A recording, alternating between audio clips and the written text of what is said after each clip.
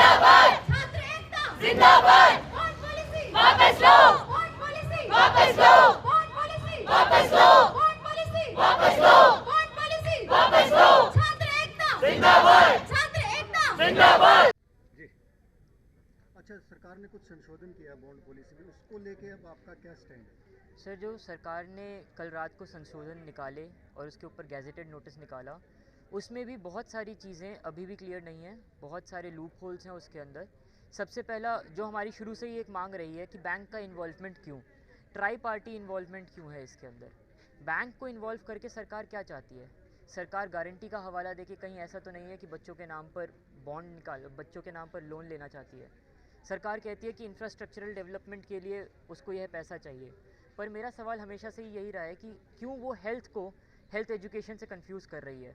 अगर वो health sector में किसी भी तरीके की बढ़ोतरी चाहती है, किसी भी तरीके के डेवलपमेंट चाहती है, तो उसके लिए तो सरकार अलग से एक बजट निकालती है हर साल का, जो इस साल 7,000 करोड़ रुपए ऑलरेडी निकाल लिया गया है।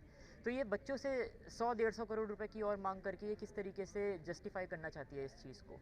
एजुकेशन का जो बजट है वो हमेशा से ही अलग रहा है और इस साल भी अलग रहा। उस चीज़ का 20,000 करोड़ रुपए का जो एजुकेशन बजट था उसको अलग रखा गया।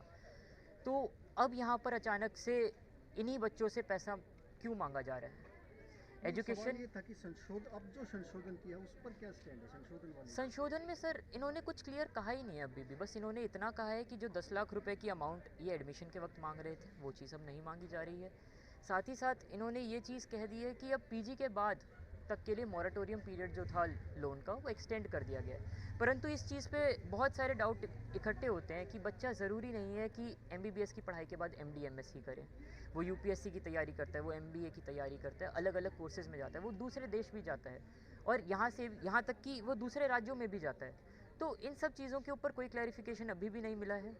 जो नए संशोधन हुए हैं वह स्पष्ट रूप से साफ तौर पे नहीं किए गए हैं, उनको एक्सप्लेन नहीं किया गया है। एक लाइन में किसी भी स्टेटमेंट को ख़त्म कर देने से अमेंडमेंट नहीं हो जाती है। अमेंडमेंट अगर हो रही है तो वो 3 दिन की नहीं होती है, वो 30 दिन 3 महीने उस पर समय बिताया जाता है, तब जाकर ब्यूरोक्रेट्स एक तमीज़ का डिसीजन बना पाते हैं।